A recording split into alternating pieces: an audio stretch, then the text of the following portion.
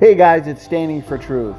Many have wanted to see this debate, and so here it is. Dr. Ken Hovind takes on Patient Beard on Is There Evidence for Biblical Creation? Enjoy. So it begins. Is there evidence for biblical creation? You be the judge.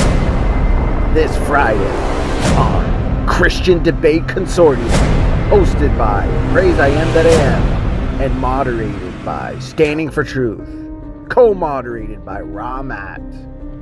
Dr. Ken Hovind, the man, the myth, the legend. You've seen him before. He is no stranger to debates. This time he takes on evolutionist Patient Beard. Patient Beard is no stranger to debates. He's taken on the film-free, Standing for Truth, Praise I Am That I Am, and many more. This is one battle you do not want to miss out on. Be there this Friday, 11 a.m. EST, October 4th.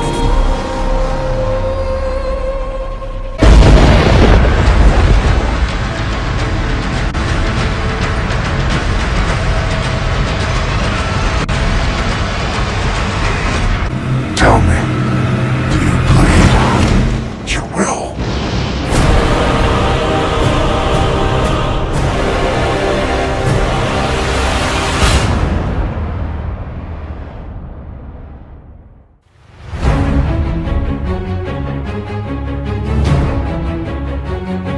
This flapdoodle is easily unraveled, so therefore moot in this debate. Skylar and Josh must supply a definition of slavery that isn't concocted from sheer imagination. Has portrayed themselves as a Muslim. And ISIS, the name itself, is after a Babylonian false god. I think you would be a biochemical predestinarian, which would mean all your thoughts and decisions are just predestined as well. Gamma G kicks on, and then gamma A for the remainder of the pregnancy, and then those turn off, and then the last one turns on. So if I'm looking at a gene pool, and I'd agree evolution would be defined as change in allele frequency over time. Obviously in populations, not individuals are evolving, but populations are evolving. Did your brain have a designer? No. I believe you. Go ahead. Please tell me how the respiration system of a reptile that uses a bellows two-pass system evolves into a single pass with air sacs and no diaphragm. Just a step-by-step idea. Yeah, that would take a long time. Welcome to Christian Debate Consortium. I'm excited to present this debate between Dr. Ken Hovind and Patient Beard on evidence for creation. Make sure you like, subscribe if you like what we're doing. Without further ado, I'm going to hand it over to our mod for this debate, Standing for Truth. Hey everybody, I hope everyone's having a good morning here. We've got a real treat today. Is there evidence for biblical creation? Dr. Ken Hovind and Patient Beard have been generous enough to give us their time for this great debate. It's going to be a lot of fun, guys. So the formats will be as follows. Equally timed opening statements, followed by the short rebuttal rounds, a discussion period, a closing statement from each of the debaters, followed by a short Q&A for a time debate of about 1 hour. I've also got Raw Matt here, who will be the co-moderator, making sure everything goes nice and smoothly, no interruptions. That being said, we can hand it over to whichever one of the debaters wanted to start with their opening. Well, I prefer that Jared starts, but if he would rather have me, that's fine. Is that the way you want it, Jared? Well, it makes the most sense. You're the one Okay. with the affirmative position, so. Sounds great. All right. Well, thank you for joining us here. My name is Kent Hovind. I taught high school science and math for 15 years. I defend the position that the Bible is the scientifically accurate. The creation account as written in the Bible is correct, and I think it can withstand any scrutiny. The Bible says in the book of Romans, chapter 1, for the invisible things of him from the creation of the world are clearly seen, being understood by the things that are made. We can see the things that are made and know somebody made them. I can see an ink pen and know somebody made this. I don't need to go to wherever they made it and watch it get made. It's just common sense. Somebody made this. The creation is evidence of a creator.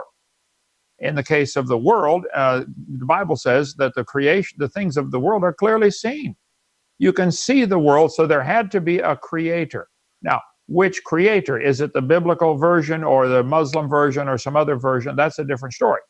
But it's clear from the Bible that the Bible teaches, and I think common sense teaches, that if there's a creation, there must be a creator. Being understood by the things that are made, even his eternal power and Godhead, so that they are without excuse. There will not be an excuse judgment day for anybody to say, I saw the creation and I did not believe in a creator because I had another way to explain it. I think the evolution theory is the only other option to creation. I've not heard of a third one. If you've got one, I'd love to see it. But the creation is proof of a creator. Next verse says, because that when they knew God, they glorified him not as God, neither were thankful, but became vain in their imaginations, and their foolish heart was darkened, professing themselves to be wise, they became fools. These people who say there is no God, there is no creator, they have professed themselves to be wise. Look how smart we are. And God says they are fools. So what is the creation, the biblical creation account? Well, the Bible says very clearly, in 6 days, the Lord made heaven and earth, the sea, and all that in them is. I think that is scientifically defensible. This is part of the 10 Commandments, by the way, because there are literally millions of what we call symbiotic relationships found in nature. Certain animals require certain plants. Plants breathe in CO2, give off oxygen. Animals breathe in oxygen, give off CO2. They change the gases back and forth. A reciprocal symbiotic relationship. I don't think it's logical to say there's any way these creatures could have come by chance to begin with, or could have happened by chance at the same time, because you have to have the animals and the plants at the same time to change the gases back and forth. So the biblical account tells us everything was made in 6 days. I don't see any other way for the creation to work. What good does a tire do without a rim? And what good is the tire and rim without a wheel to bolt it to? This would be another example of a symbiotic relationship, a tire and a rim. Obviously, design. I think everything, this ink pen was designed. I think the universe was designed. And the Bible clearly says, whether it's right or not, it's a different story, but the Bible says God did it in 6 days. That is the only way it works. The Bible says the plants were made on day 3 and the sun was made on day 4. That's defensible. Plants can live 1 day without the sun. They cannot live 1,000,000 years.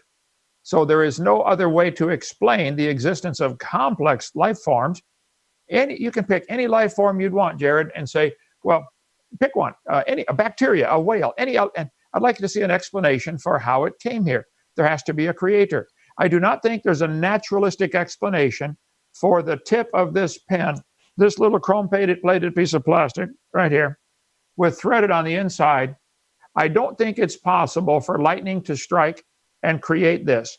I don't think it's possible for a tornado going through a junkyard to make this little piece of the pen, or this piece, or this piece. This had to have a designer.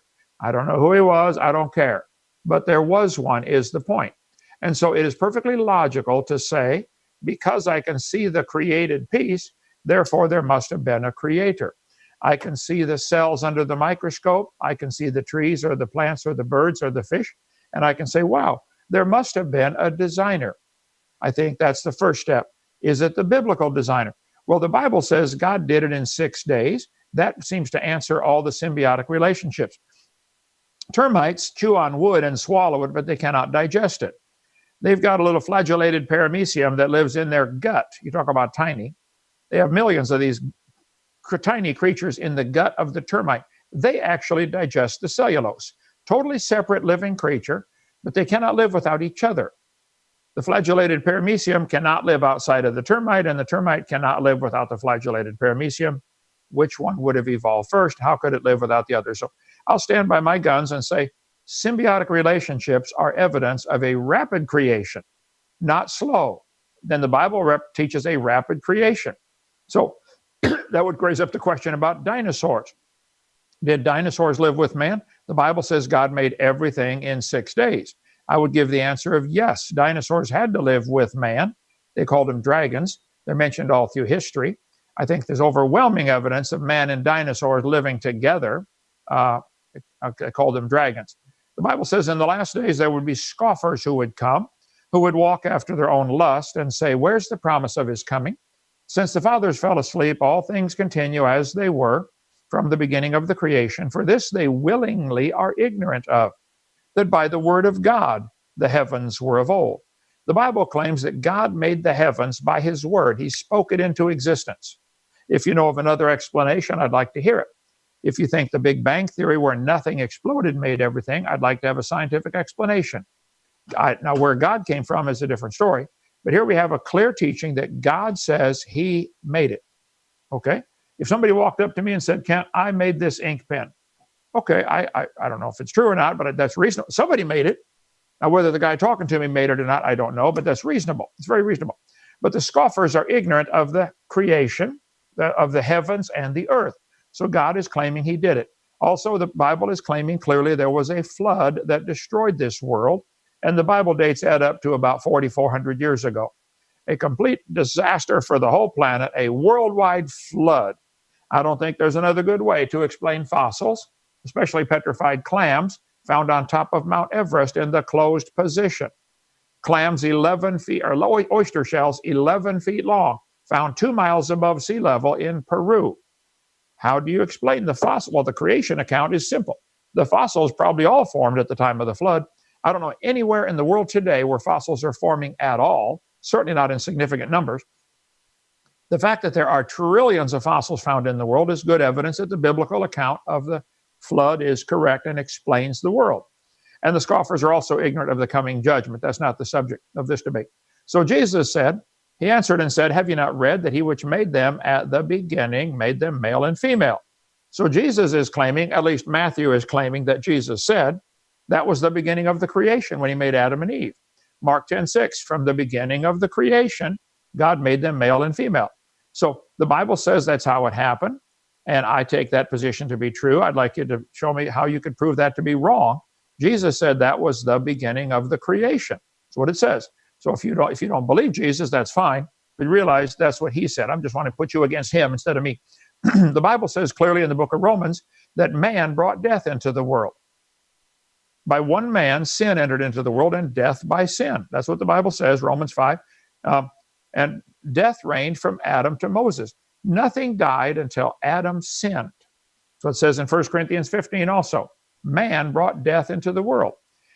The evolution theory says death brought man into the world. So why is there death and suffering on the planet? Is this the Creator's fault? Did the Creator design a world with death and suffering? Of course, under the evolution theory, the only option I'm aware of to creation. Of course, death is the hero of the plot. The more things that die off of the weaker variety, the better, because now the strongest get to survive and take over the population. This is polar opposite to the biblical view, which says man brought death into the world, and evolution says, no, lots of death brought man into the world. So, Jared, the Bible clearly teaches that man brought death into the world. Do you have another explanation for that? Why do things die? Why didn't any plants or animals simply evolve the ability to live forever? Why does everything have a short life expectancy? If you add up the dates in the Bible, it says Adam was 130 when Seth was born. It's all found in Genesis 5. The Bible clearly teaches the earth is about 6,000 years old. I think there's plenty of scientific evidence to indicate the earth cannot possibly be billions of years old. The earth is spinning, but it's slowing down. The moon is gradually getting further from the earth. The sun is obviously burning up a whole lot of fuel. The water runs into the oceans and evaporates out. The oceans are gaining salt every day, and the oceans are only 3.6% salt. I go through about 40 different scientific indicators. The earth is not billions of years old, and the Bible dates add up to 6,000. So since I'm supposed to defend in this debate the position that the title of the debate is the creation story scientifically accurate, I think is the title. Yeah, I think it's scientifically accurate to say there's lots of indicators this earth cannot be billions of years old. The Bible says 6,000. In the beginning, God created the heaven and the earth. The writer of Hebrews said, thou, Lord, in the beginning laid the foundation of the earth. So all through the scriptures, we clearly see where the Bible claims that that was the beginning and that God did it and that he made it in 6 days. So I think there is, let's see, here's the Bible dates, Adam 130, we'll skip through all that. So the creation account would indicate that the world is only about 6,000. I say only 6,000 is a long time. It's hard to think about Abe Lincoln 150 years ago. 6,000 a long. Columbus was trying to find this place 500 years ago. So 6,000 is really a long time. Billions is outside the realm of human comprehension. So that's the position. The Bible teaches that there was a canopy of ice or water above the atmosphere. Today, there are 6 layers to our atmosphere, and there used to be a 7th layer. The Bible says there was water above the firmament. I think that explains why the people lived to be 900. That's the Hovind explanation, and why the reptiles grew so huge. Giant fossils of everything have been found. I'll show you some pictures here. We can bring all this up in rebuttal if you'd like, but 50-foot dragonflies have been, 50-inch dragonflies have been found. That's a big dragonfly. Couldn't possibly fly in today's world. Not enough oxygen, not enough air pressure. The air is too thin. You can swim through the water, but you cannot swim through the air because the air is thinner than water. But giant dragonflies have been found, indicating something was different on the planet. Well, the Bible says there was water above the firmament. I take that to mean there was a canopy of ice or water a few inches thick, maybe probably ice, 10 miles up, that increased air pressure, allowed these insects to live. Giant bumblebees have been found, giant centipedes, giant everything. Insects breathe through their skin, so they're limited in their size based upon their surface area to volume, body volume ratio. As it gets larger, it's harder to breathe. And yet we find the giant insects. 8.5-foot centipede was found. Centipedes breathe through their skin. They don't have lungs or nostrils. So they're very limited in their size today because of this problem. And yet I don't think anybody argues. Giant centipedes have been found, 8-footers. Cockroaches today get maybe 2 or 2.5 inch long with the Madagascar hissing cockroach. They find fossils of cockroaches 18 inches long. Something was different. Now, if the evolutionist wants to say this was billions of years ago, they're welcome to say that. But the question is, does this fit the creation account? I'd say, well, yeah. For the first 1,600 years, everything was different. Everything grew to be huge. 2-foot grasshoppers have been found fossilized. Something was different. 3-foot spiders, 60-foot cattails, 9-foot donkeys, giant sloth, giant buffalo, 12-foot horn span. The fossils have been found. Giant elk fossils with 12-foot antlers have been found. Kangaroos, 10 feet tall. So my position would be, the Bible teaches before the flood came, from Adam up until Noah, things were different. People lived longer and got much bigger because something was different. So the creation account, I think, is logical. There had to be a creator. The biblical account is perfectly scientifically defensible. It had to be rapidly in 6 days. What good does the tire do without the rim? If you get the tire and wait 1,000,000 years to get the rim, this is useless. What good do plants do without the animals to reciprocate the gases? And on, symbiotic relationships. Okay, that's been my time, 14 minutes. So you take all the time you'd like, and I'd like to hear how you could prove the Bible account is not correct. Go ahead, Jared. Okay, so I have, you said 12-minute opening? Whatever you want. Okay, I'm probably not going to use all that. So to start with, I will agree with you that evolution is false, but I haven't really seen anything that shows evidence of creation in your opening there. You posed a couple of interesting questions. You said, why does everyone have a short life expectancy? And what's with the giant fossils from way back in the day? I could agree that something was different. I could agree that what was different is probably our point of disagreement. One thing that science does say is that there was less oxygen in our atmosphere back then. There was also less competition back then. I don't really know what could have been different that would have caused some of these creatures to grow as large as they did, but apparently it was it allowed them to survive where they lived. So I don't understand how having giant fossils or a life expectancy of things that's shortening demonstrates really anything. The biblical account, you also mentioned man living to be much older. You're using these giant fossils to infer that because these fossils are large, that the creatures that created them lived longer. I don't necessarily agree with that inference. And I would like to know if you have any fossils of giant men, because if you have and anything that was found, over there in the Middle East, that was, indicating that there was giants back in the day, and that they were commonplace, you might have something. But for what you're talking about, we should be finding giant fossils everywhere if giants were the norm 6,000 years ago. Your starting point, I think, is flawed, because you started out with, how could I prove the Bible wrong?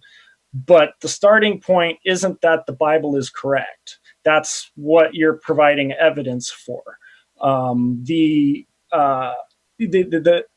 would like to know what scientific claims the Bible makes that are scientifically accurate. I would like to know, give me one more sec. I wrote a bunch of notes down here. So you had, let's stick with the science part real quick. You mentioned that symbiotic relationships are evidence of design, like a tire and a rim. I find that to be a non sequitur. Just saying that two things are related, therefore something third party made them that way. It just doesn't seem to connect to me. A lot of your explanation or a lot of your opening statements seem to be, I don't have an explanation for how life got here, therefore God. And that's just a classic God of the gaps fallacy. And if we look at our track history with God of the gaps, it's abysmal. We have a 100% failure rate on it. We asserted God for just about every natural process you could think of, from lightning to the harvest to love. And then science came about and explained all of these later and said, hey, these are natural processes. There's no third-party agency involved in this. And then you want to take something like the creation of the universe and you want to apply the same rules. We don't know how it got here, therefore God.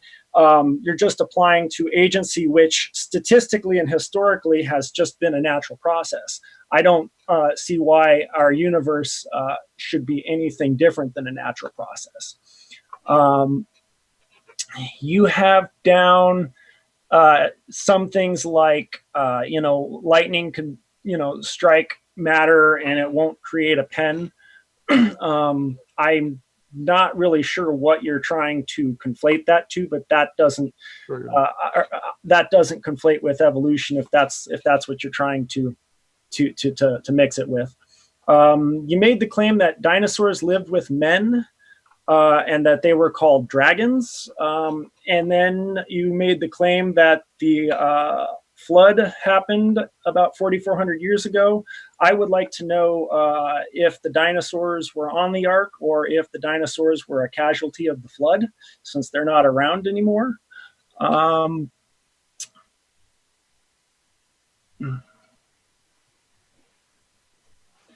I would like to quickly address a couple biblical explanations. One of the things that you quoted here was Romans 1. You basically, the look at the trees quote, for the invisible things are clearly seen. It makes me wonder, how you determined which creator based on that one obscure verse. Just saying that things are complicated, so God must have did it, but then you make no reference to which God you think actually did it.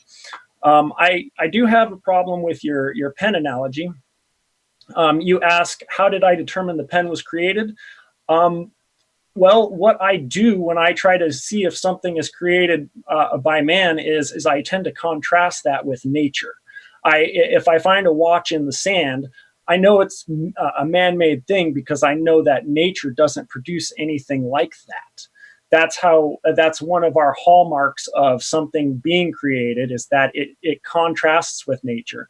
And so if you're going to tell me that God created everything and there's natural processes, all of these natural processes, God created everything and used a bunch of these natural processes to do it with, I'm going to ask you how you determined that these natural things were in fact created. When we determine if something is created, we compare it against nature. Furthermore, I can find the manufacturer and who made that pen. I can contact them. I can write them a letter. I can ask them questions about that pen.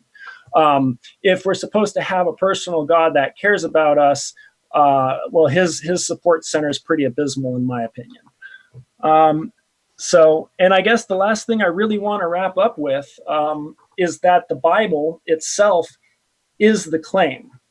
And as far as I can tell, you keep conflating the claim with evidence of the claim, because the Bible is not evidence of the claim. It's just a repetition of the claim.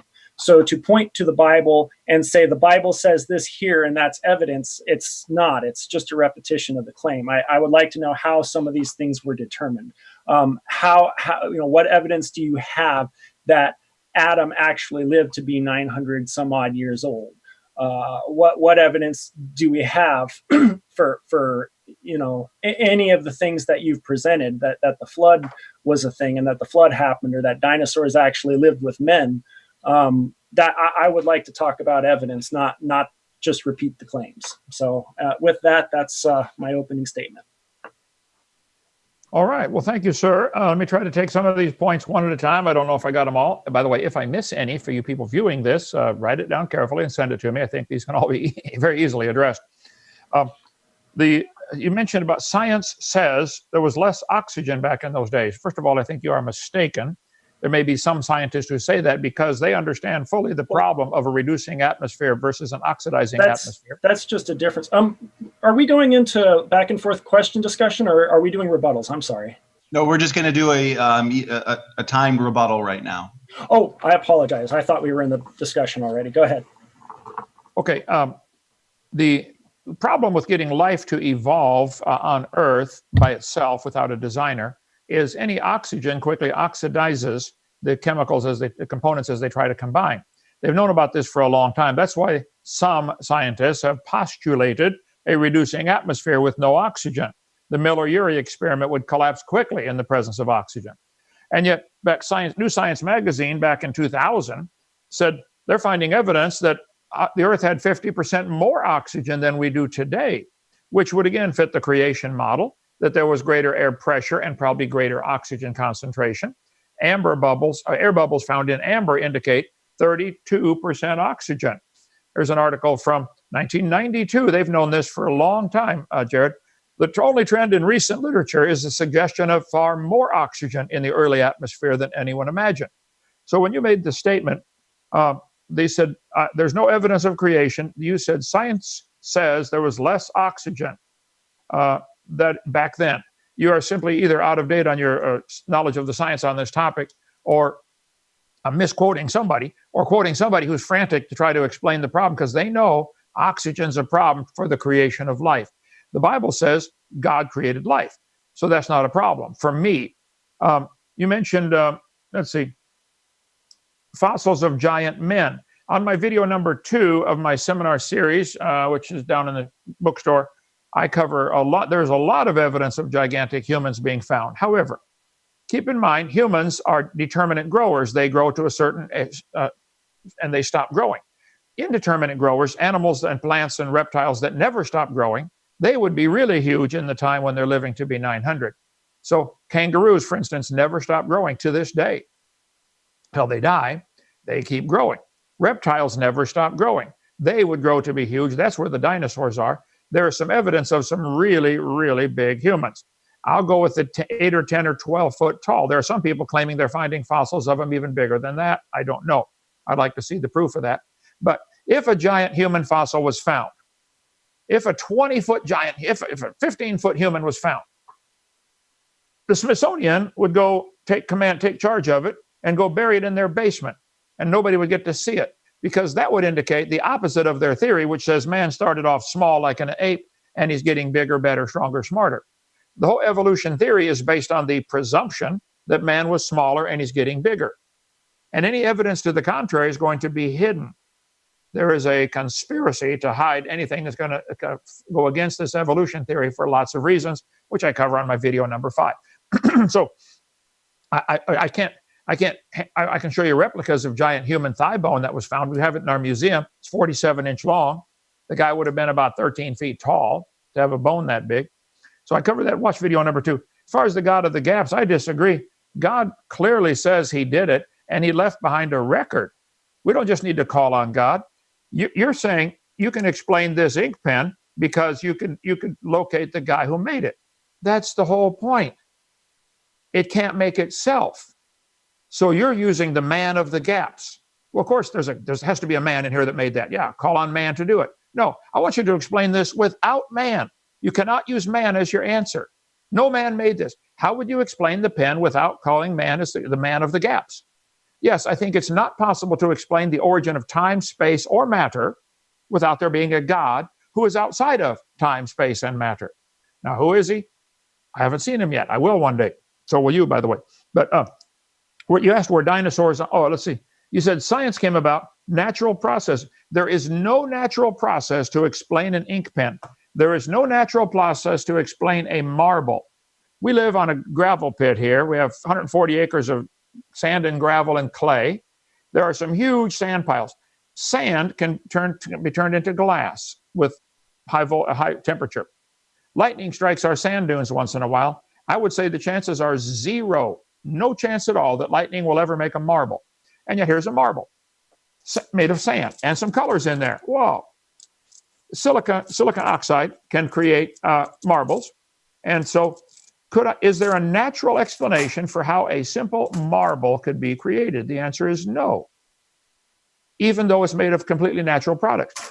If you look at a single cell in your body, Jared, one cell in your body, and you got about 100 trillion of them, one cell is more complicated than the space shuttle. There is no natural explanation for how that can happen. So you say science came along with a natural explanation. What is the natural explanation for a single cell? If you've studied anything about cell biology and know the complexity of the cell, you'll have to say, this had to have a designer. There's just no other way. Now, who was it? Is it the God of the Bible or is it some other God? That's a different story. But I don't know if the man who made this was Chinese or Korean or Mexican or American. I don't know. But some man made it. That I know. And you cannot explain it without a man. And you cannot explain life or the variety of living things without a God, somebody way beyond anything we've ever seen. No natural process can explain life. You said you want to contrast, the pen analogy fails because you want to contrast it with nature. Take the simplest thing you can find in nature. Take a grain of sand. Do you think that could happen with a natural process? Where did it come from? Did it create itself? Even the natural things. Now, if you're walking through our gravel pit here and you find an arrowhead, you know right away somebody designed it, even though it's made out of rock like the rest of the rocks right next to it. It's been fashioned. When you look at anything through a microscope or a telescope, you look at a cell in your body, look at a hair off your head, you'll say, this had to have a designer. These things don't happen by natural processes.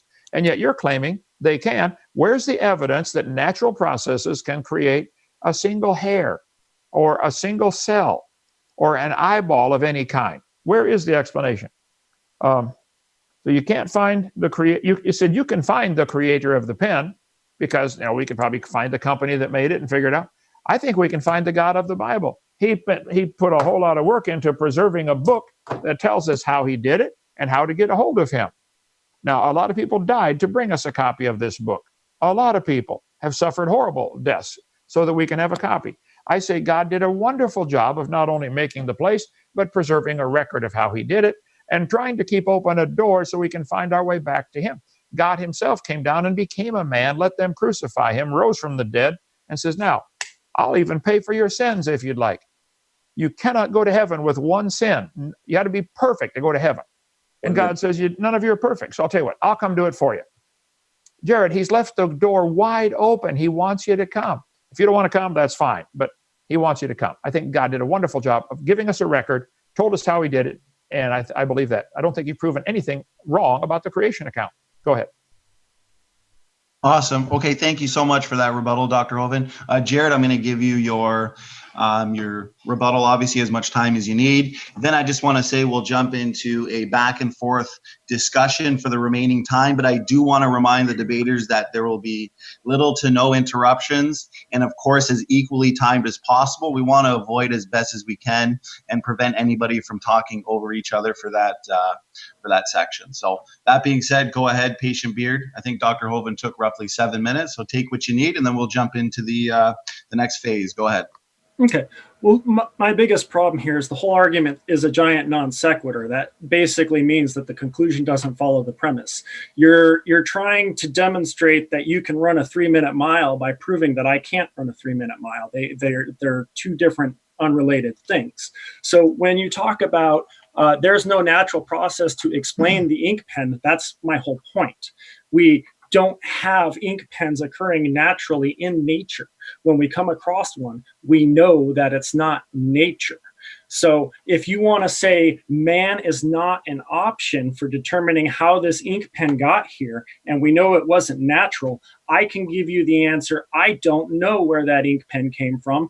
And my answer is more accurate than saying God made that ink pen.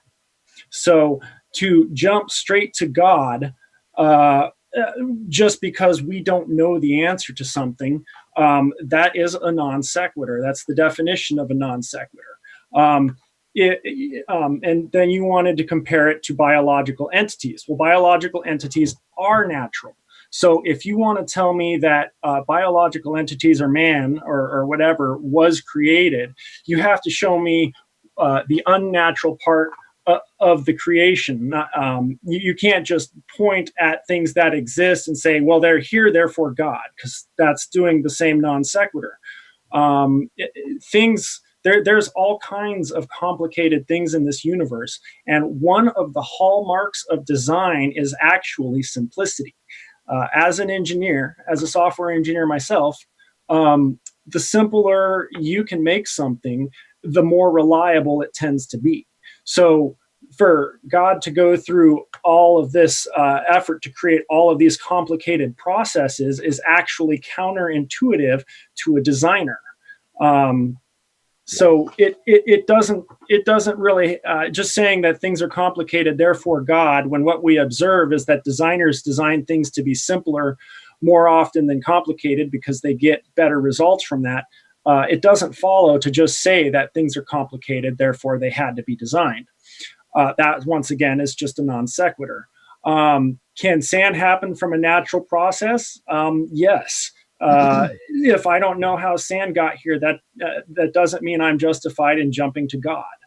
I think a lot of this is shifting the burden of proof, trying to tell me that I haven't refuted your position when I'm trying to get you to put up some evidence for it.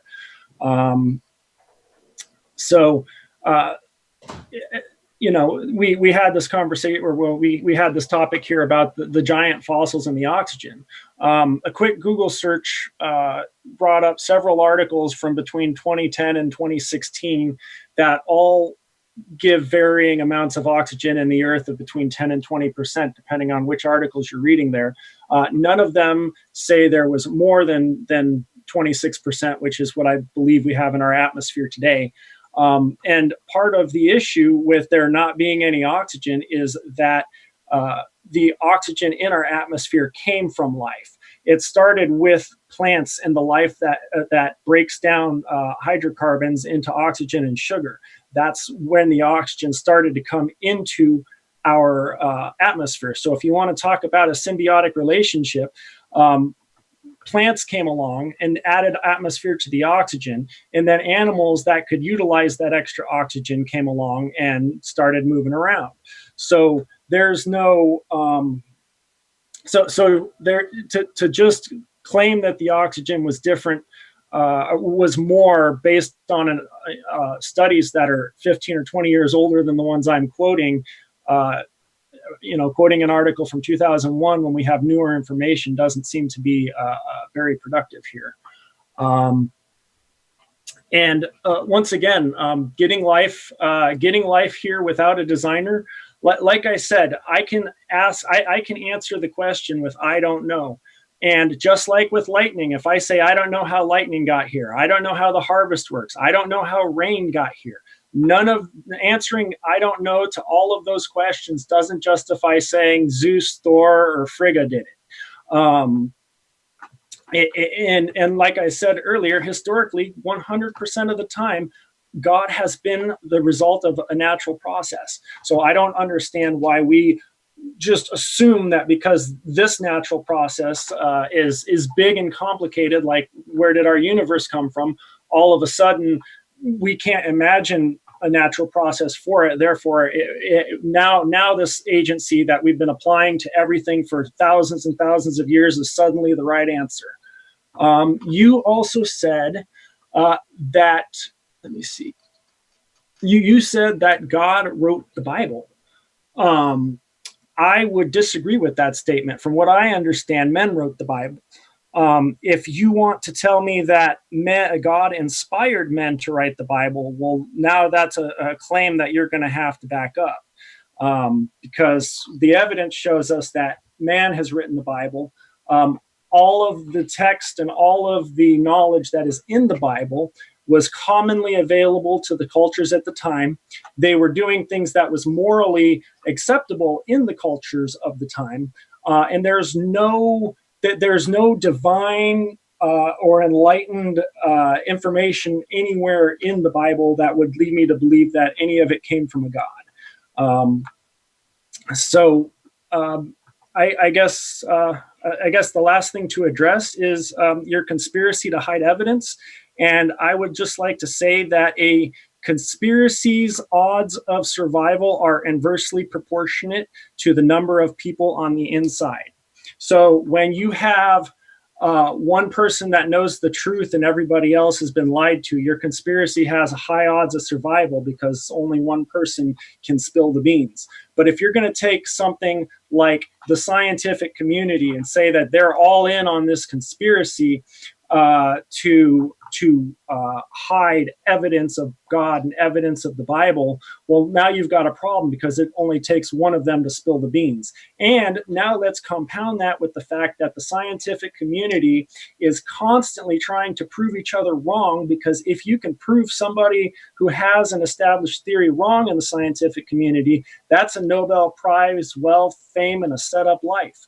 So if anybody can prove that evolution or that any particular theory that we have in science is wrong, there's a lot of motivation to do that.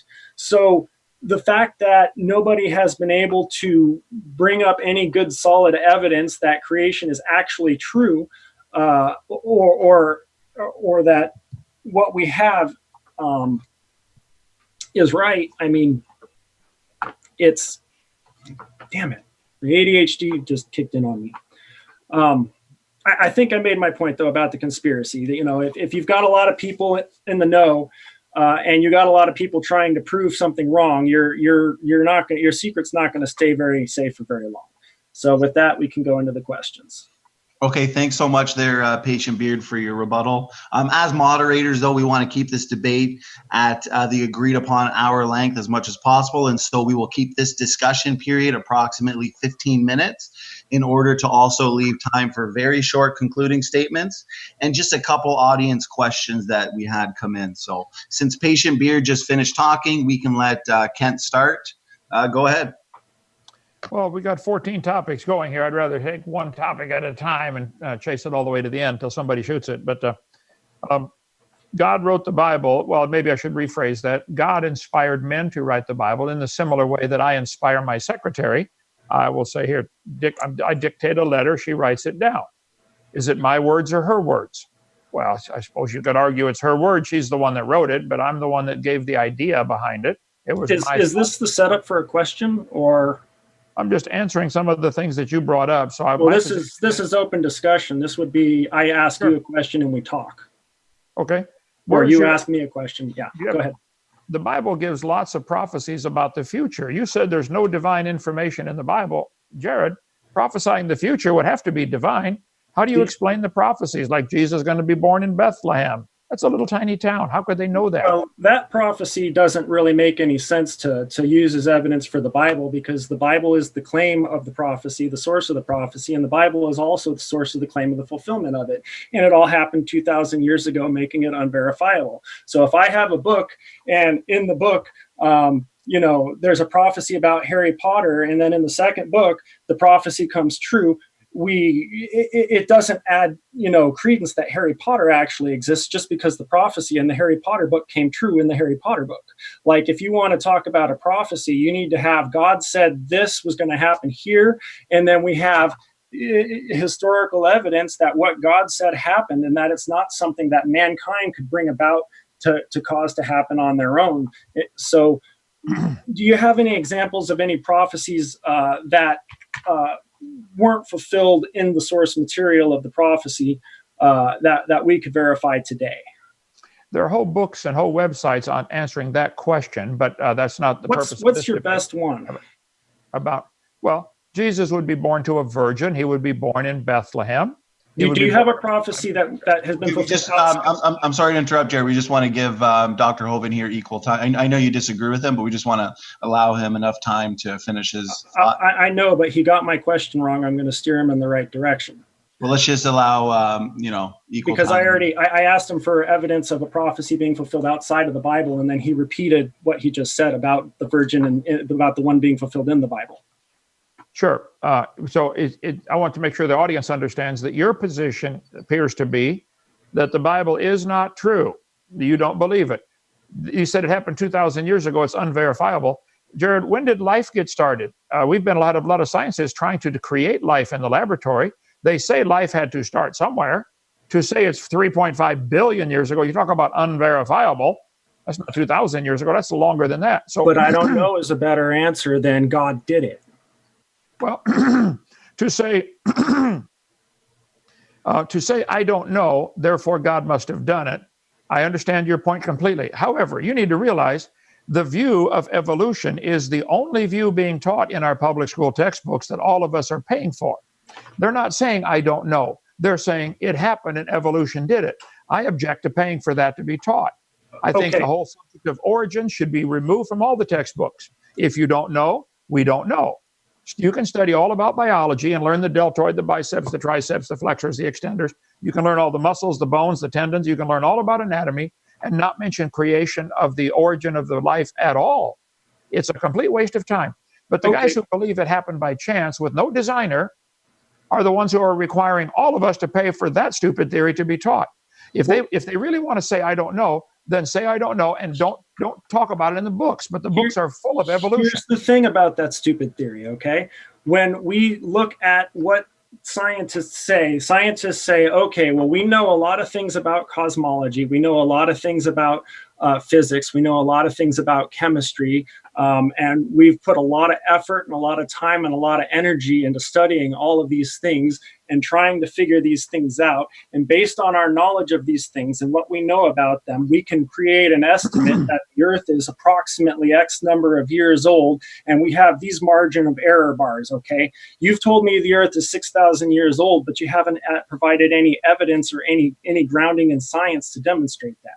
You just said that the Bible says so, and that man lived longer, and if we add up the ages, that we get 6,000 years. Do you have any historical scientific grounding for people living to such extraordinary ages, or any of the other miracles? Yeah, I do. There's plenty of it. Just type in golden age. Every ancient culture that has ancient roots that go way back, they all talk about a time when man used to live to be 1,000, a golden age. Why is those are more myths. Historical evidence of a golden age. Why would they all talk about people living to be 1,000? Your position said that because we have one giant human fossil here, that's evidence that man used to live thousands of years.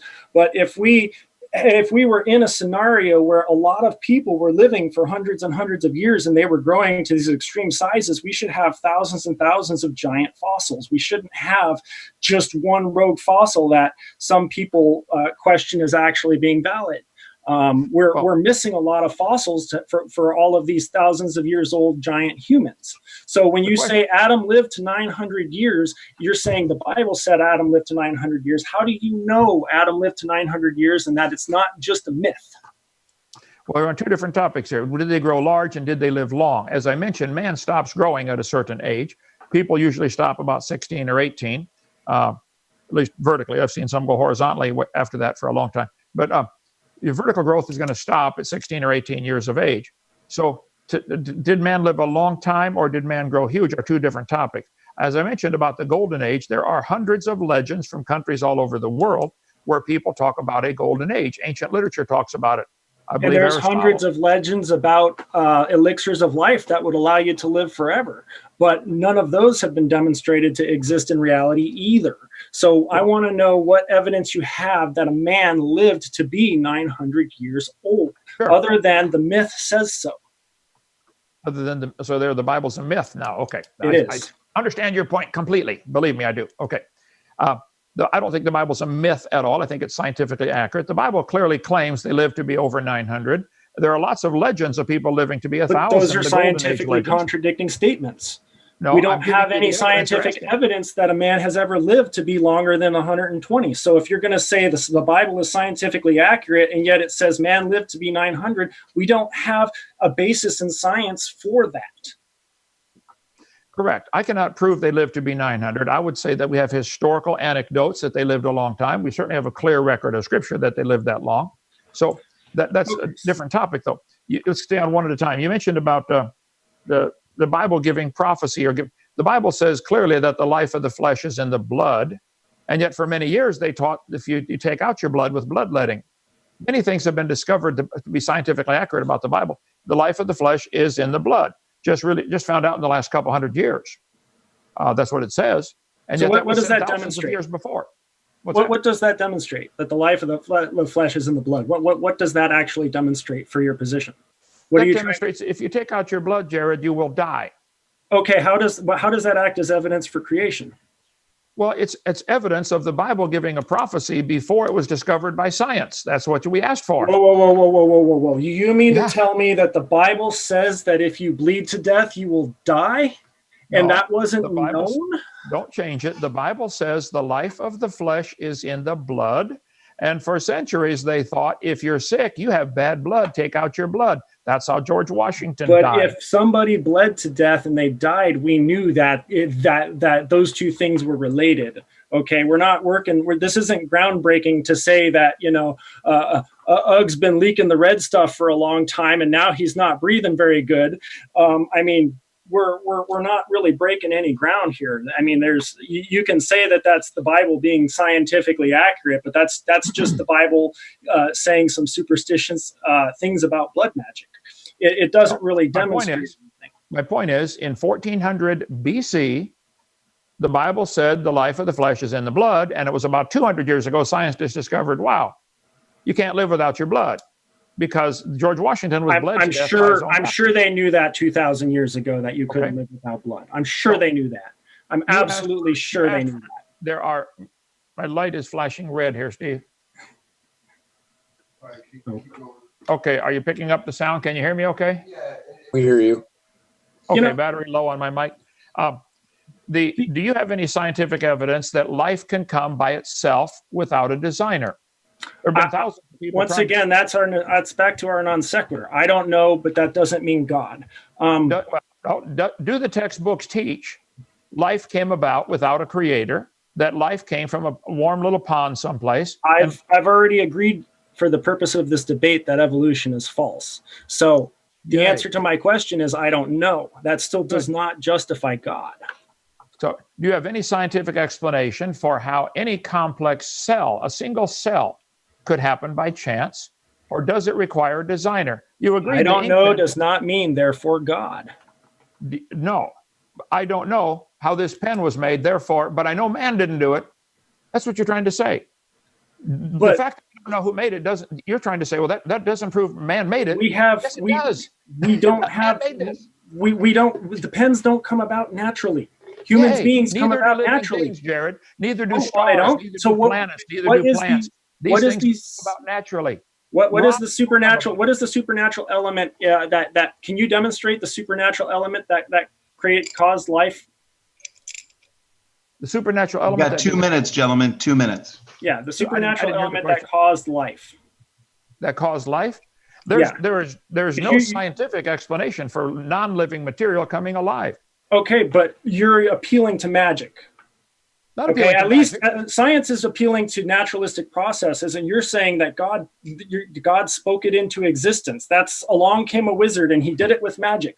That's what you are literally I'm not saying. requiring everybody to pay for my theory to be taught. In the But evolution, you haven't in the- even presented evidence for your theory. Jared, in the evolution myth, they teach that life came from non-living material, and this life learned how to reproduce itself, and this life turned into everything today. And a mosquito and a whale are related. You talk about a They myth. have a lot of people that study a lot of things, and they point to a lot of things, and they say that this happens and this happens, and because of these chemical properties of chemistry, and because of this and because of that. But your whole argument is that evolution couldn't be true, therefore God did it. The problem is that therefore God did it in an answer to a non sequitur isn't evidence for your position. Claiming that the earth is 6,000 years old because the Bible said so is not evidence for your position. Okay, it's just I'm not asking my position to be taught at taxpayer expense. But that's because your position doesn't have any evidence that explains it. The taxpayer, the position that they try to teach in school is what scientists know about today, and what scientists know about today is what they are studying and trying to get better at and trying to get more information out of. Sure. I had a question. What scientists Okay, just let Dr. Hovind respond to that. Go ahead, Dr. Hovind. What scientists know today is that life is way more complicated than Darwin thought. Darwin thought a cell was a little glob of jelly. Now we know every cell is more complicated than the space shuttle. That's going back to the non-sequitur. I just want to separate because he didn't interrupt your last talk. Let him finish. Scientists know today we cannot get life from non-living material. Nobody's been able to do it. They've tried and tried in the laboratory. They can't do it. Nobody can make an ink pen with lightning strikes on a plastic pile of plastic. This shows evidence of design. There is evidence for design in everything we see in the natural world. So there is no naturalistic explanation for the origin of a rock. These minerals that make up this rock cannot come out of nothing. They have to come from something else. Something was already there to form this rock. And the fact that the rock is rounded like almost all gravel is, this thing was tumbled around in a rock tumbler. Noah's flood. We have tumbled gravel all over this place, trillions of them. So I think you have not proven the Bible wrong at all, and not that you have to, but you certainly haven't proven the other alternative of evolution correct, and yet we're all paying for that to be taught. We're all paying for the kids to learn there was no creator. Life came by itself. That's because we don't have evidence of a creator. Tell me something. How do we have this diversity of animals? How many of these animals alive today were on the flood? Okay, well, that concludes the discussion. But what we can do is if Dr. Hovind there wants to answer it in his concluding statement, I do want to thank the debaters to a lively, fast-paced, engaging discussion. Like I said, we'll move into short concluding statements. I guess since Dr. Hovind started, he can start with his conclusion. Take the time you need, and then we'll allow Patient Beard to do the same. Okay. Jared, you do computer program, I understand.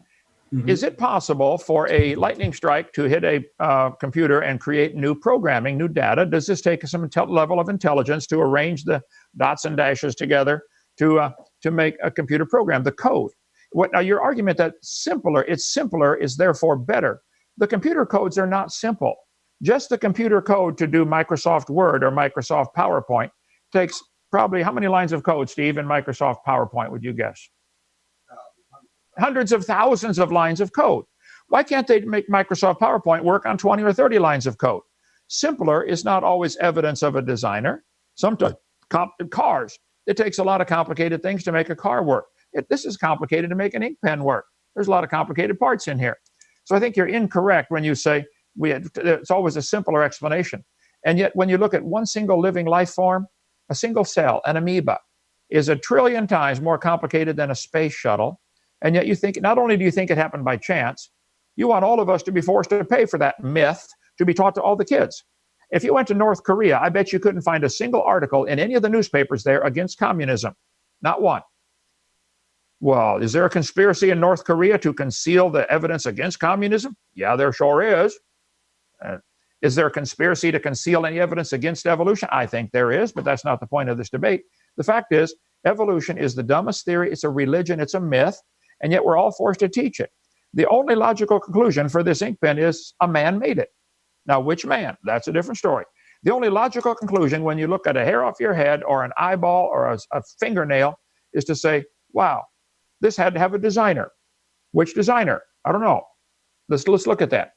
But you want to exclude the only obvious answer. If we look through a jar of rocks and find, oh, wow, an arrowhead. Oh, I think somebody designed this. This doesn't happen naturally, even though it's in a jar of rocks. How about a shark's tooth? Made out of all natural material. I bet this came from a shark. I bet this didn't happen from lightning striking the rocks. So I think the evidence is overwhelming to anybody with one eye and half a brain. Somebody had to design this. And I think it's logical. If somebody designed this complex world, they would leave behind a book and tell us why they did it. Some way to find out, what are we here for? I bet this ink pen has a purpose. And if you probably wanted to, you could get an instruction manual on how to use it if you need one. You get that with a car or a space shuttle. I bet your computer programs you design come with some kind of instruction manual, how to use this program. Don't they, Jared? I think it's common sense that God would leave behind a book, and I think he did. I think you're neglecting that book, and I think you're going to really regret it one day, and I'm sorry about that. Okay, your turn. Okay, my biggest regret about this debate is that I didn't get to discuss the flood with you, because I had a lot of topics on the flood. Maybe we can have another debate in the near future on the flood itself. You talked about writing software, and the thing about writing software is that what you're actually doing with writing software, for one, it's an analogy. It's nothing like biology. You're saying that this thing that people can kind of understand is a little bit similar to this thing over here. So I can give the layman kind of an idea of what's going on. But if it would be kind of like saying, that rocket science is analogous to physics. The two don't even. They aren't even close. So to say that life is a code like a computer program is just completely wrong. With a computer program, it actually is very simple on the line-by-line basis. You start by writing a few lines of code that moves data around and changes the state of the computer, the state of the machine. And then somewhere else that code is called. It's called by a user, or it's called by a process that is automated to handle it. So when you talk about something like Microsoft Word, you have, when you click on the paste button, you have a simple function, and it has a series of other smaller, simpler functions that it calls, and then you can go into each one of those, and there's another series of smaller, simpler functions that it calls. And it sounds very complicated, but it's organized rather simply. And I don't know how to explain it to anybody who doesn't really understand it, other than to say that simpler software is easier to maintain and tends to run a lot more reliably than complicated software. Also, no, you have to pay extra for instruction manual for documentation to use your software, and about 98% of people just don't want to pay for that. They're just like, teach me how to use it, and then they move on. So no, most software actually doesn't come with a manual unless it's something that's being sold commercially or marketed to a large number of people generically. When you write something specific for someone, that's the way it is. No one wants to pay for their software. I also think a guy with one eye and half a brain would seem to be an unreliable source to get scientific information, and I wouldn't rely on him to determine if something was created or not. I think he's a bad source for that. The North Korean government is not a conspiracy against or against anything but communism. The North Korean government will just straight up kill you for dissenting. That's not a conspiracy. That's a tyranny.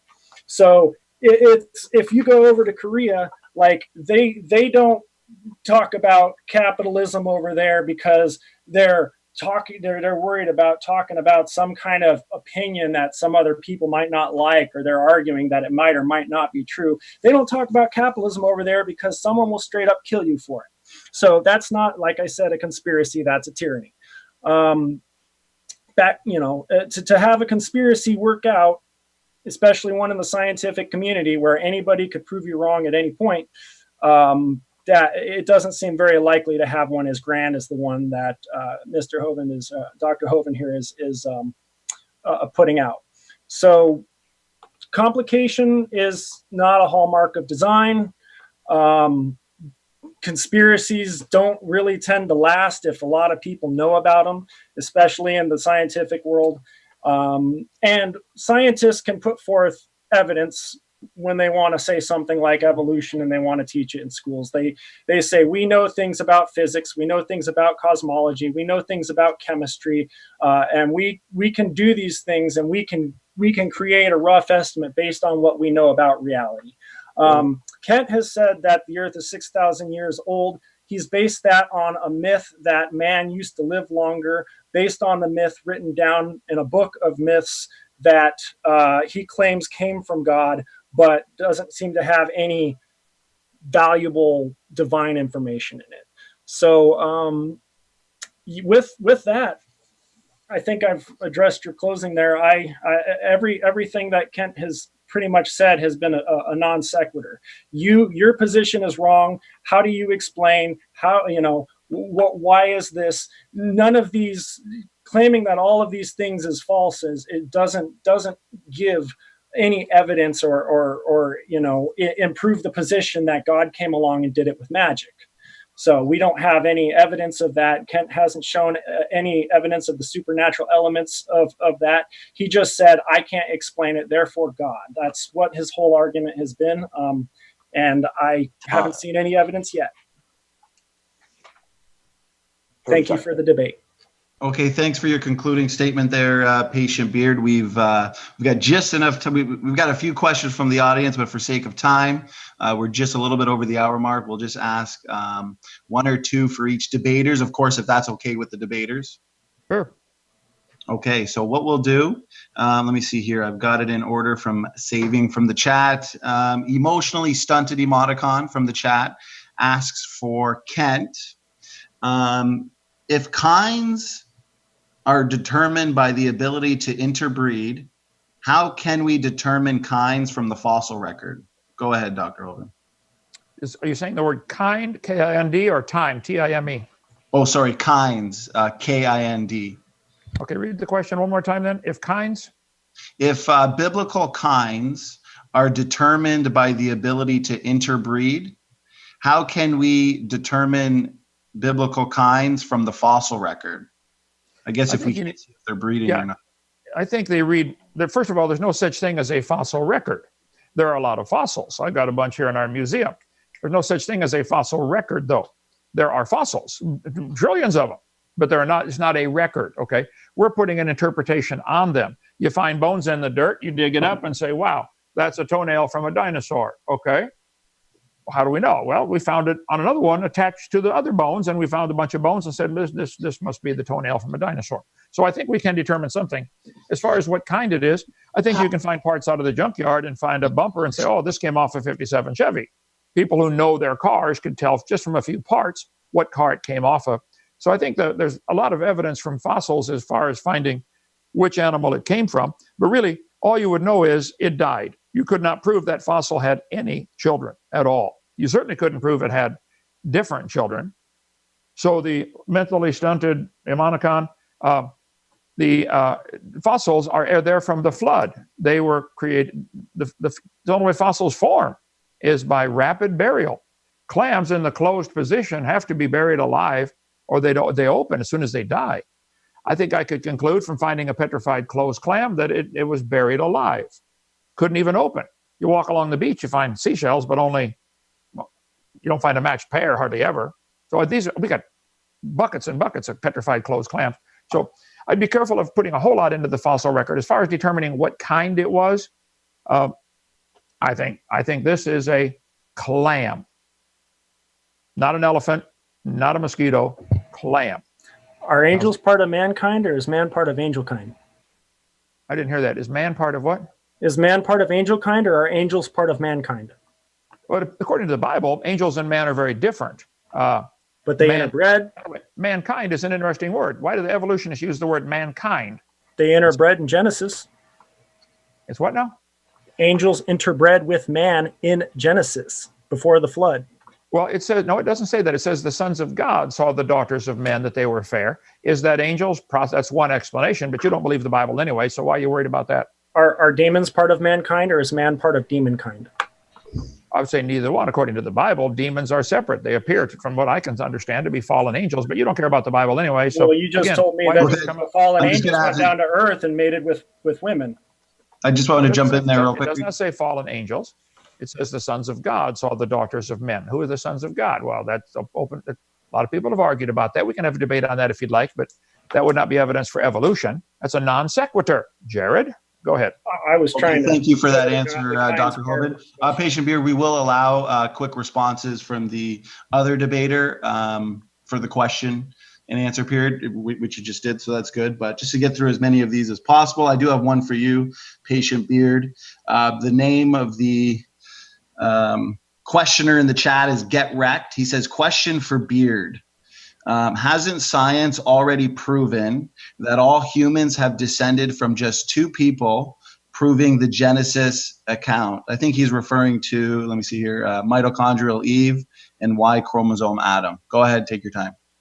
Well, those two particular scientific designations do not indicate that there was one Eve and that there was one Adam. What those indicate is that when we map our genetics backwards, we get to a point where there was a genetic bottleneck where those two sets of genes are the only two sets of genes to majorly survive. So there was other sets of genes that made up the human population, but they have all since died off. So when we backtrack our genes, we can get to the last male and the last female genetic code before, or up to that bottleneck before there was, everything else around it died off. But it doesn't literally mean that there was one person and one person that we all descended from. It's just an explanation of how genetic bottlenecks have happened and have affected us in the past. Okay. Next question then, unless Dr. Hovind has something to respond with, I can go to the next. Oh, yeah, question. I would agree. There are two genetic bottlenecks. One, we all started from two people, Adam and Eve. There was a genetic bottleneck later when the flood came, got down to 8 people, and mitochondrial Eve and Y chromosome Adam. I think that's so far the scientific evidence shows we all came from just a few ancestors. Except you need 25 couples of a species to repopulate it. So and you believe have that on the flood. You believe these 25 couples came from a dot of nothing that exploded 13.7 billion years ago, a one-dimensional dot of nothing. 3 men and 3 women on an ark isn't enough to do it. A dot of nothing isn't enough to do it either, Jared. Neither is a warm little pond and a single-celled amoeba. An amoeba is not going to turn into people at all. Amoeba is a self-replicating molecule. That's what you have. That's what you have for life. Once you get that. Did an amoeba? Is your great? If you go back far enough, was your ancestor an amoeba or a single-celled creature of some kind? Do you believe that? I could probably confidently say that my great ancestor was probably a eukaryote. And a single-celled eukaryote, like an amoeba of some kind? Probably. I'm not as up to date with some people on that, like R and R. I know that we're eukaryotes. I don't know if we were multicellular before or after that. A lot of my expertise when I come to these debates tends to be more on the biblical side of things. So your expertise is in the biblical side. Okay. Yeah, what the Bible says and why it's wrong. The Bible says God made Adam and Eve, and then there's a bottleneck again at the flood, and that's what the scientific evidence is showing, which was the purpose of the question. But the scientific evidence is talking about a genetic X and Y. It's not talking about an actual physical human being X and Y. Okay. We'll let the audience laugh at that one. Go ahead. What's the next question? Okay, thank you guys for the lively back and forth there. Next question, just two more questions, one for each of the debaters. So this one is from Ashley M.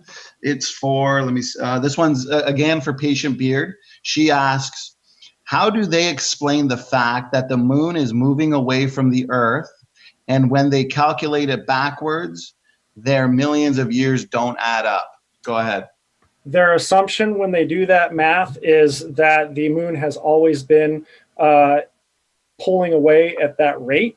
There's other variables and factors involved. The moon is in an elliptical orbit, and it the farther away that the moon actually gets from the Earth, the slower its orbit actually becomes, and those two things tend to cancel each other out. So when it's basically just a math error. So. Okay, and if Dr. Hovind has a response? Yeah. Space Place NASA.gov website ran an article just a few weeks ago about the moon is leaving the Earth.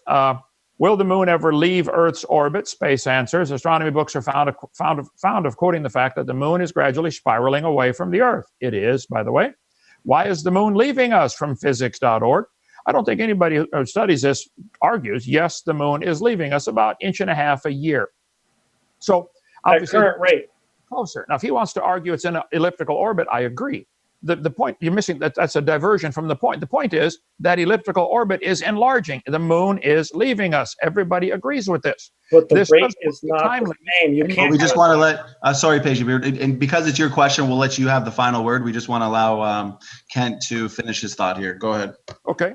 1,000 years ago, the math tells us it'd be about 125 feet closer. 1 million years ago, it'd be 28 miles closer. Not a big deal. 10 million years ago, 284 miles. This is with a linear progression. It was much more likely a geometric or logarithmic progression back in time. But even just with a linear progression, you go back 1 billion years, the moon is 28,000 miles closer. The linear progression is the We've known about this. If you brought the moon about 1.4 billion years ago, the orbit would collapse because of the inverse square law. Article right here. Oh, the evolution of the lunar semi-major axis presents a well-known timescale problem. The lunar orbit collapses a little over 1 billion years ago. Astronomical Journal. They've known this for 60 years. The moon orbit is increasing. It's going to collapse 1.4 billion years ago. It is not logical to say the moon's been going around the Earth for 4 billion years. It's just not common sense. We can do all the math on that if you'd like. But this is just, it's common sense. Science understands the moon cannot be billions of years old. So it is based on known physics. It's not an assumption. They know. Inverse square law. You half the distance, you quadruple the attraction. You're incorrect. The moon is just one of 100 ways to prove this system cannot be billions of years old. Assuming that 1.5 inches linearly is the math error. Okay, to say that the moon is leaving us at 1.5 inches per day or per year doesn't tell us what it was leaving us at 1,000 years ago. Okay, there's more math involved than to just linearly go backwards like that. That's right. The math error is to just linearly go back. You have, yes, 1 to 1.4 billion years ago, but the moon has not been leaving us at that rate consistently throughout that entire time. Well, that's where you have the math upside down, Jared. As you get closer, it becomes even worse. The moon would have to be leaving faster initially to get out where it is today, because at a certain distance called Roche's limit, it cannot orbit. You cannot get the moon within a certain limit. It's like two magnets. You get them close and bam, they snap together. But so you have the math exactly upside down.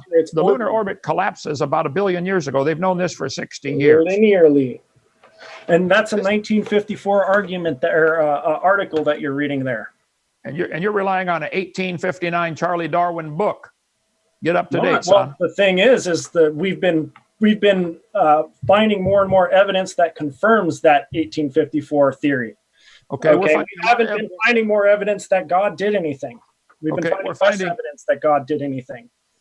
Here's a 1994 book. 40 years later, the lunar orbit collapses 1 billion years ago, 1994. Here's an article from 3 weeks ago saying the evolution of the lunar semi-major axis presents a well-known timescale problem. It is falling apart, and it's all based on logarithmic progression. it would not be a linear regression from the Earth. You need to study a little math on that one, but it is not correct to say that we can explain the moon. The moon Earth system is less than 1.2 billion years old. There's no other way to explain it.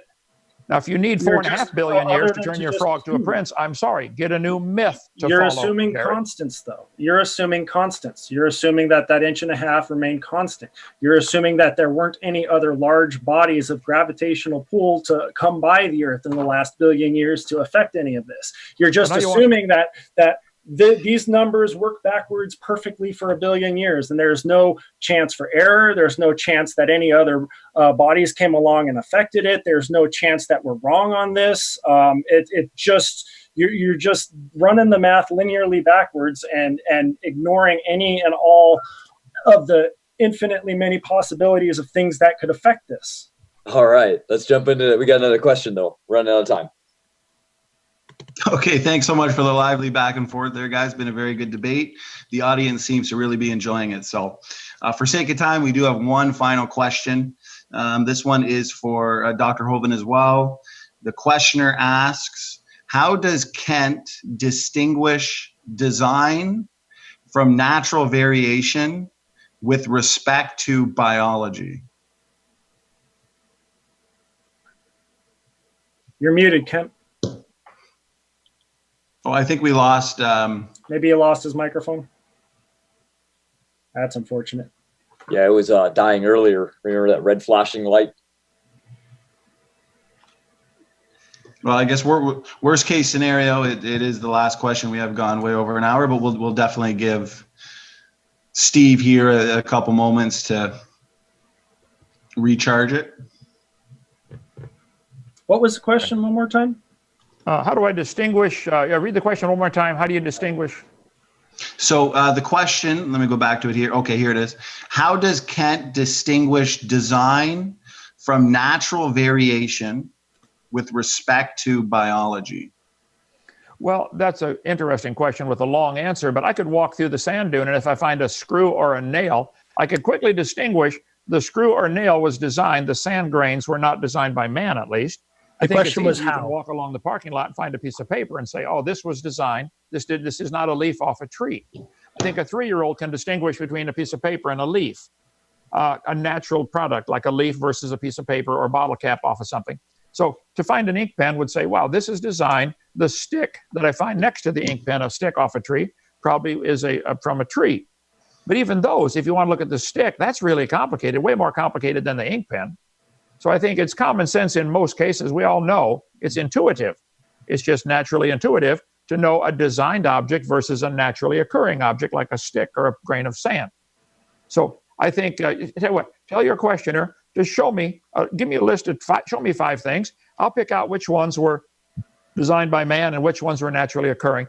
But I guarantee all 5 of them didn't happen by nothing, didn't come from nothing. Jared's theory says nothing exploded and made everything, and we're supposed to believe the sand and the rocks came from nothing, not other materials, nothing. Would you have a 3-year-old do your taxes? Oh, you're going to divert the attention now, Jared? No, I'm going to say, would you have a 3-year-old do something complicated? Because you're saying a 3-year-old can see that these things are designed, but I'm less inclined to trust a 3-year-old's opinion on determining. Would you have a 3-year-old do your computer programming? No, that's my exact point. So I would, if a 3-year-old came and said this was designed by God, I wouldn't take his opinion seriously. I would laugh at him. I'm pointing out that it is so obvious, it's intuitive, which this is a naturally occurring object, this is not. This is a naturally occurring object, this is not. This is not a naturally occurring object. It's made out of natural components, but it's not a naturally occurring object. Are humans naturally occurring objects or not? Are humans naturally occurring objects or not? Okay, so what we'll do with this question. Okay, that's where we have a disconnect. Since Jared had the last word on the last question because it was his, we'll allow, I guess you can finish your thought there, Jared, and then we'll give Dr. Hovind the last word since this was his question, and we'll call it a day. Great debate, by the way, guys. Go ahead. Is your thought done there, Jared? I'm sorry. I thought you were. I thought Kent got the last word. Point, and then we'll give Kent the last word there since it was his question. Okay, yeah. Our basic disconnect here seems to be that Kent doesn't believe that humans are a result of natural processes. However, at the same time, he has not presented evidence of the supernatural process that has caused us. His whole argument was, I don't know. Well, my argument is, I don't know, and his argument is, evolution is wrong, therefore God. So it's just a non sequitur. Just saying it's obvious that a 3-year-old could do it is, it's just saying. It's just an assertion. There's no evidence behind it. All right. So if a 3-year-old's walking across the parking lot and finds an ink pen, is there evidence for creation? I would ask the 3-year-old, is there evidence that somebody made this, or do you think it happened naturally? Certainly a 20-year-old ought to know it, and would think a computer program would be able to tell when something's not naturally. So how did you determine man wasn't naturally occurring? The How human did you body is an extremely complex machine. How did you determine man wasn't naturally occurring, though? How did you determine that? Let me complete my thought here. Yeah, we're just going to give Hovind the last word. Sorry. I started off by saying the Bible says clearly in Romans, the invisible things of him from the creation of the world are clearly seen. I don't know who made this. The guy's currently invisible, but it's clear somebody made it. And you look at the world and say, wow, it's clear somebody made this. They are without excuse. Jared, you're going to be without excuse when you stand before God. They knew him. They knew God. They glorified him not as God. There's your problem right there. You profess themselves to be wise, and you've become a fool, Mr. Jared. Bible calls you a fool. You don't believe there's a God. It's up to you, but I think you might want to examine that position before you go stand before him someday. Romans is only a good verse to quote to keep Christians in line. It doesn't work on atheists and non-Christians. I'll see you Judgment Day. I've done my job. I'll see you Judgment Day. Okay, thanks so much for the answer there, Dr. Hovind. Once again, guys, thank you for a lively debate. It's been fun. Time has flown by. Thanks for giving us your time to begin with. We can end if the debaters wanted to plug in their channel or just kind of give a brief ending here on where we can find you, and then we'll call it a day. My channel's Patient Beard on YouTube. I have a Patient Beard Twitter. I am very kind of neglectful on both of those. And I would like to come back and do a debate on the Ark. Just putting that out there. All right. My website is drdino.com. We have Dinosaur Adventureland in Lenox, Alabama. Come on down, pay a visit. We have a great place. Jared, come on down. I'll give you a tour. Our YouTube channel is Kent Hovind Official. And we'll be glad to answer any questions. And I'd like to see any evidence for this evolution theory that we're all required. This evolution myth that we're all required to pay for. I'm resenting that very badly. Okay, thanks for joining us. Thank you so much, guys. We'll hand it over to Praise if you want to end it here for us. Yeah, that was a great debate. I appreciate the participants for showing up here, and maybe we could do this again. And maybe I would actually like maybe a proposition for Patient Beard, maybe to do the exact debate, maybe with me, and that so that'd be up to you, Patient, if you want to do that. But I'm totally down. I like a good argument. Haha, sweet. So we'll leave that out in the future. Well, I appreciate everyone in the chat for showing up, and hopefully we'll do this again. We'll see you next time, and God bless you.